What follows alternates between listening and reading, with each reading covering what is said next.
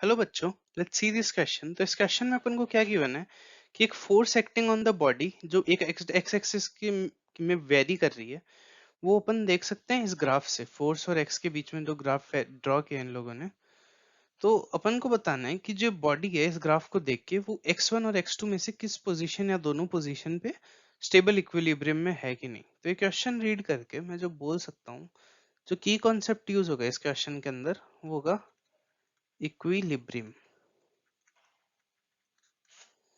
अब point x, मैं एक और चीज आप लोगों को बता देता हूँ। मैं फोर्स के लिए क्या बोल सकता हूँ, फोर्स होता है minus D u by d x. और पॉइंट x1 और x2 के लिए, फॉर x1 एंड x2 दोनों के लिए मैं ये बोल सकता हूँ कि जो d u by d x, जो d u by d x है वो क्या होगा, क्योंकि इन दोनों पॉइंट पे फोर्स की वैल्यू जीरो है, दोनों यहाँ पे इंटरसेक्ट कर रहे हैं, तो D u by d x हो जाएगा जीरो।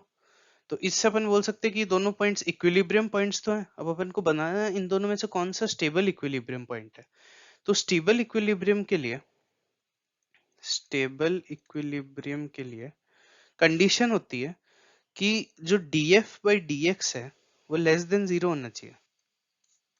df बाई dx का सिग्निफिकेंस क्या हुआ ग्राफ के टर्म्स में, स्लोप। तो पॉइंट x1 पे स्लोप क्या है, ये। पॉइंट x2 पे स्लोप क्या है, ये। तो x1 मैं बोल देता हूँ, स्लोप एट x1 होता है पॉजिटिव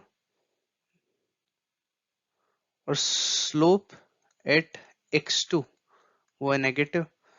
तो df बाई dx मतलब स्लोप नेगेटिव होनी चाहिए, तो x2 पे स्लोप नेगेटिव है।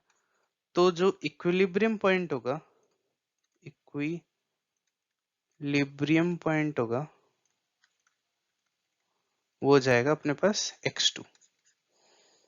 तो x इक्वल्स टू x2 हो जाएगा equilibrium point. So the final answer is option B. Hope you understand it well. Best of luck.